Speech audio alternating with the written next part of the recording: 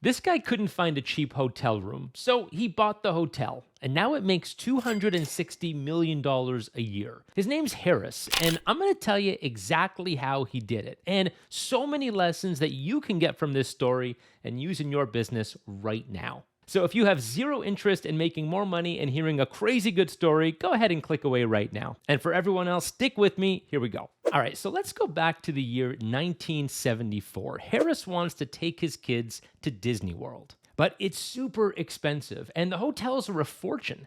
He tries to find a cheaper place to stay nearby and there's no luck. He can't find one. And this is crazy. You see, Disney World in 1974 is a hot new theme park. Lots of families are starting to go every year. Why aren't there any affordable places to stay? And that's when Harris gets a big idea. Harris cashes in his life savings and buys a crummy motel. It's 8 miles out from Disney World in Orlando. Then he moves in and rolls up his sleeves. He's running the place all by himself. He's working the front desk, he's cleaning the pool, he's changing the light bulbs, everything. Getting this place into tip-top shape. And pretty soon, the rooms are starting to fill up. Word spreads that Harris runs a clean, budget-friendly motel right near Disney World. And soon, the rooms are totally packed and the cash is flowing. So Harris goes ahead and keeps all his profits because he's going to spend them on something really important. And that happens 1 year later. He picks up a second motel just down the street. And then he runs the exact same playbook. He's running the place himself, keeping the rooms tidy and bright. He's got friendly service and low prices. And again, the rooms are filling up. So he does it again and again and again. He keeps plowing all of his cash back into the company and buying more hotels and fixing them up and making more and more money. Fast forward to 2025, the company has 6,200 rooms across 7 properties, still with plenty of room to grow. Harris ran a very simple playbook with phenomenal execution. Here are just a few of the big takeaways that I'm going to get into in a lot more detail over this episode. So Harris focused on lean operations. From day one, he ran a very tight ship, keeping costs super low while providing a clean, friendly experience. And that's what's important. Next one, Harris grew on cash flow. There's zero debt in this company. He doesn't owe banks any money. Harris bought the hotels with his own cash and ran them profitably. This means slower growth, of course, but total control. And 3, Harris built in a growing market. This part is critical. Orlando had 4 million visitors a year when he started in 1974. Today, it's got 74 million visitors a year. When your market grows by 20x, it's hard not to win. And that's how you make $260 million with a hotel. All right, so you guys really loved this story when I shared it on social media. Millions of you saw my 1-minute video across Instagram, Facebook, LinkedIn, TikTok, YouTube, and there are so many really big business lessons that you can get just from looking at this story and how Harris built this company. Let's get into the first big one right now, and it happens at the very beginning of the story. So we'll go back to 1974, and Disney World has been open for about 3 years. Disney World Orlando had opened in October of 1971, and Harris Rosen buys that first hotel in 1974. Now, this is a rundown Quality Inn on International Drive in Orlando. It's got 256 rooms, just a few miles away from Disney World. Now, he puts down $20,000 as a down payment, which is all the savings he has. And the total purchase price at the time is probably somewhere between $500,000 and $1 million for this Quality Inn. I couldn't find the actual price tag, but that's what other similar hotels were trading for at the time. So he gets a mortgage for somewhere between $480,000 and $980,000. So right there, if you're in the real estate business, you'll already know this. But if you're not, it's worth pointing out that real estate is the most leverageable asset in the world. With just $20,000, this guy's able to buy $1 million asset. He covers just 2% of the $1 million. That's $20,000. And the lender, or the bank, will cover the other 98% because real estate is a proven asset. And hotels have been around for thousands of years in one form or another. So if you're wondering how a guy who's not incredibly wealthy can buy a hotel, I just told you, that's the math. It's also worth pointing out that in 1974, Harris has a background in hotels. He's actually worked at Disney. He helped to plan hotels for this theme park, Walt Disney World. And before that, he worked at Hilton. So he knows the hotel business, and that, of course, is going to make lenders happy as well. All right, so Harris picks up this hotel. He renames it from Quality Inn to Rosen Inn International, and then he moves in. He actually has a wife and a few young kids at the time, but he moves in all by himself. He chooses one of the standard guest rooms and makes it his home. And this is where the real work begins. He does every job in the hotel by himself. He works the front desk during the day. He works as the gardener in the afternoons. He's the security guard at night. I said he moved into the hotel all by himself. I'll be more specific. He moves in with his dog, a German Shepherd named Rin Tin Tin. And I guess the dog comes in handy for security. And in the evenings, Harris puts on a clean shirt and heads up to the buffet where he personally carves roast beef for all the guests. This is 100% true. He apparently carves roast beef every night for 2 years at the Rosen Inn International. According to company legend, Harris lives at that hotel for 16 years. Now, a lot of company stories with any company, not just this one, there's always a mix of reality and mythology. So while I'm sure he did have a room at this hotel, I really doubt that the guy lived there for 16 years away from his family. He probably had a place to crash at the hotel, but lived with his wife and kids. I hope so, at least, but that's just a guess. Anyways, even if there's some exaggeration in this company's version of the story, it's still really important to point out. Think about it. The guy who owns the place is carving the roast beef. And this isn't just a way to save money on labor, it's actually a shortcut to learning. By being there, Harris gets a front row seat into every part of the customer experience. He sees what's broken before it becomes a complaint, right? He hears about feedback directly from the customers without any filters. He knows which rooms book the fastest, which ones guests avoid, and maybe why they avoid them. He can just ask.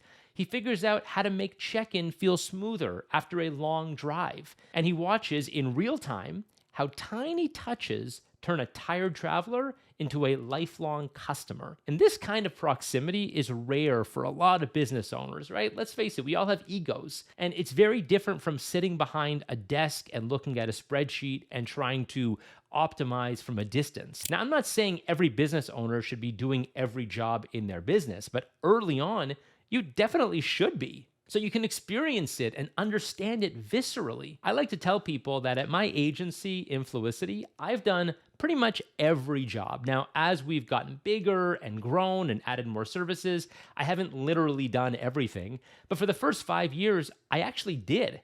And it helped me learn and scale this agency so much faster than I possibly could have otherwise. And that's what Harris is doing.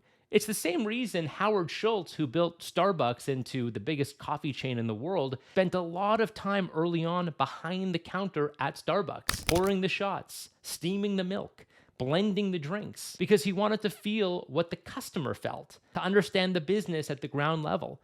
It's the same reason Sam Walton, the founder of Walmart, famously would drive across state lines just to walk through a competitor's store. Sam Walton was notorious for strolling the aisles of Kmart and Price Club, holding his yellow notepad and jotting everything down that he saw. They didn't even care. They knew who he was. They were fine with it.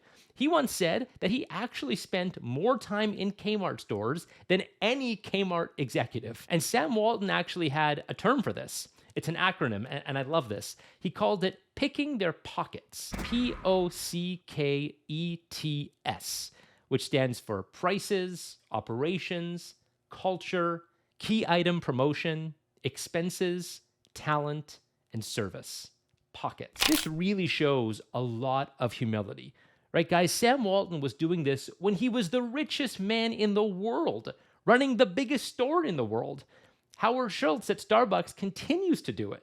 And yes, Harris Rosen does this early on at his hotel and does it for years. By the time he opens his second hotel 1 year later, He's basically starting it like it's year 2, not year 1. And that's a hell of a head start. And this segues nicely into the next big iceberg of a lesson in this story. And that is how Harris bootstraps this entire thing. Let's go all the way back to the beginning one more time, because this is too good to miss. Okay, in 1974, Harris puts down, again, $20,000 to buy this hotel. And we're going to look at exactly how he pays for this, because there's a ton to learn. The financing playbook for this entire business, all 7 hotels, all $260 million in annual revenue today, can be explained with the business model on that very first property. So I'm going to do the worst thing in the world now. I'm going to do podcast math, but don't worry, I'll keep it super simple, I promise. Okay, hotel number 1, Rosen Inn International. It's got 256 rooms, and in 1974, the average daily room rate at a place like this would be somewhere between 20 and 25 bucks a night. So let's say Harris is getting 50% occupancy, which means that the hotel is half filled every night on average, which is super conservative because he's got a hotel right by Disney World. So it was probably way above 50%, but let's just say 50% occupancy. So he's pulling in $2,500 a day in revenue, which is about $900,000 a year. Okay, now let's look at the cost side. Well, our boy's running everything himself, so his margins are ridiculously high. He's not paying anybody, right? He's not paying a general manager. He's not paying a sales team. He's not paying cleaners or gardeners or marketers. It's just him and Rin Tin Tin. So within the first year, this motel becomes profitable. And instead of pulling the money out, he does something almost nobody does in the hospitality industry. He just lets the profit sit. And then he rolls it forward into the next one. And here's a little twist to the story. So I told you Harris buys his second hotel just 1 year later in 1975. But here's how he does that. It's kind of a lucky break. He gets the second hotel on a 5-year lease-to-own agreement. So the way it works is whoever owned the hotel before Harris says to Harris, I'll lease you my hotel for 5 years. You pay me every month for those 5 years. And then at the end of that period, you own it. It's 100% yours. And this is a real sweetheart deal because Harris can just run it and use the profits, which we know he has because this guy runs profitable hotels, to pay the seller. And after 5 years, the hotel belongs to him. So let's do some back of the napkin math. If hotel number 2 is also pulling in $900,000 a year in revenue, just like Hotel 1. And let's say he's running at a 15% profit margin, which is $135,000 a year. Harris could have leased the hotel for $135,000 a year. And then after 5 years, it's his. 100%. All it cost him was 5 years of profit. And then he gets a full hotel for the rest of his life. Like I said, it's a sweetheart deal. And by the way, guys, the term for all this is seller financing or a seller's note, which literally just means the seller is giving you the financing to buy the thing from them. And it's how a lot of acquisitions are done in real estate and in private businesses. The seller sometimes finances 25% or 50% of the asset, or it could even be 100% of the asset. I've seen all three and plenty of variations in between. So that's how Harris gets hotel number 2. And today that hotel is called the Rosen Inn. It's pretty close to Universal Studios in Orlando. Now let's look at hotel number 3, which happens a full decade after hotel number 2. This is in 1984. So he's got hotel number 1 in 1974. Then hotel number 2 comes in 1975, pretty quick because he had that lucky break. And then he takes a full decade. And then finally, in 1984, he lands hotel number 3. But this one is very different, totally different, which is probably why he needed a full decade to save up for it. You see, the first 2, he just acquired. Remember, these were already existing hotels, which he bought, refurbished, rebranded, and then just ran as his own. But for hotel number 3, he's going to build it from the ground up, entirely by himself. So he acquires 14 acres of land and builds a hotel and names that hotel the Rosen Inn at Point Orlando. He actually names it something else initially, but today it's called Rosen Inn at Point Orlando, so I'm just going to call it that.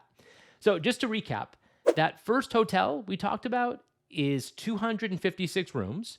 The second hotel was just over 300 rooms. And the third hotel is a big jump. It's over 1,000 rooms. And this is a great move. You see, it's really compounding growth. It's actually the same amount of work, it's just more rooms with a bigger outcome. Now, to be clear, it's probably a little more work at the beginning. I mean, you got to build the hotel, of course, and I'm sure there's a lot more work and a lot more money versus just buying an existing hotel. But he's been at this for 10 years, so he can do it. He's probably making like $5 million a year in revenue at this point with all the growth. He's got plenty of profits coming in from those first two hotels. He's got cash flow coming, and he's got a bunch of it saved up. And ironically, here's the crazy part, with all this cash and over a decade of experience now, this is when banks and lenders are probably begging. They're begging to give our boy money because they know that he's a safe choice. This guy's a master. But Harris isn't taking any of it. He pays for the third hotel himself, 100%, zero debt. And he owns hotel number 3 outright, just like he owns hotels number 1 and 2 outright at this point. And just to wrap up the rest of the 7 hotels, I won't go through all of them individually. Hotel number 4 happens in 1987. It's another 640 rooms. Number 5 is in 1991, 800 rooms. And this is also an important one because up until now, Harris has just been serving the tourist market. It's a single market of tourists, people who are going to Disneyland and eventually Universal Studios and SeaWorld. Now with number 5, he breaks into the convention market. Ooh, convention money. Ooh, I love this. People come into Orlando for conferences. He builds this one beside the Orange County Convention Center. There's a lot of cash there. And then he doubles down on that. Hotel number 6 is another one beside the same convention center, adding another 1,300 rooms. And finally, grand finale number 7 is an even better concept. Oh, this guy's got variety. It's actually a luxury resort. We got golf, we got a spa, we got more convention center space because he loves that juicy convention center money. Who wouldn't? So with these 7 hotels, Harris has got over 6,000 rooms, and he's targeting everybody: tourists, families, businesses, wealthy travelers, budget travelers, old, young. He's tapped into every person, basically. If you want to go to Orlando, you can stay at one of Harris's hotels. It's so smart. This guy's cornered the market. Let's finish up with probably the most important big picture lesson that you can get from this entire story. There's so much talk around strategy and tactics and execution and culture, and this stuff is super important. I talk about it a lot myself. But there's a big piece of the pie that many business builders don't think about. And that's just picking the right market to be in, right? As Big W always says, and of course I'm talking about Warren Buffett. I'm not sure why I just said Big W. Maybe it'll catch on. But as Warren Buffett always says, when a management team with a reputation for brilliance tackles a business with a reputation for poor fundamental economics, it's the reputation of the business that remains intact. In other words, bad businesses destroy good managers. I don't care how talented you are, don't pick a bad business because you are probably going to fail, period. But here's the other side of that coin. The reverse is also true. If you're a half-decent manager, you're kind of good, you sort of know what you're doing, you don't mess things up too bad too often, and you're in a ridiculously amazing business and an amazing market, you're going to do great. Because the business fundamentals matter more than how good you are. Put your ego aside, it's true. So what does that mean for Harris Rosen? Well, I'm not saying Harris wasn't a talented entrepreneur or a good leader. I assume he was because so many people on my social media, when I talked about him, had such great things to say. They love the guy. But what I do know for sure is that this dude picked a ridiculously good business to be in. Oh, what a market. He starts a hotel business in Orlando in 1974. I mean, does this guy have a crystal ball or something? Check out these numbers, guys. 1974, there are 4 million tourists a year in Orlando. And now, in 2025, there are 74 million a year. That's an 18.5x increase, not percent, a multiple of 18.5 times. And by the way, I actually left something out, but I'll mention it now. Disney World opens in 1971. SeaWorld opens in 1973. And Harris opens his first hotel in 1974. So he already has those two parks before he even opens his doors for business. And then Universal Studios opens in 1990. There's Epcot, which opens in 1982. Hollywood Studios opens in 1989. The Wizarding World of Harry Potter opens in 2010, which supercharges the attendance at Universal Studios. And then Legoland opens in 2011. Now, Harris obviously couldn't have predicted all this back in 1974, but he didn't need to. Because in 1974, he's just building one single hotel. And there's no question that that one hotel will do well because, again, we've got Disney World, we've got SeaWorld. As more attractions open and tourism is clearly growing, he just keeps building. He just goes where the waves are going. He doesn't need to have the greatest hotels in the world. He just needs to do it well in Orlando, which isn't that hard based on all the numbers I just gave you. Let me give you another example, and this one's a bit older. One of the classics, really, one of my favorite examples of someone building in such a brilliant market.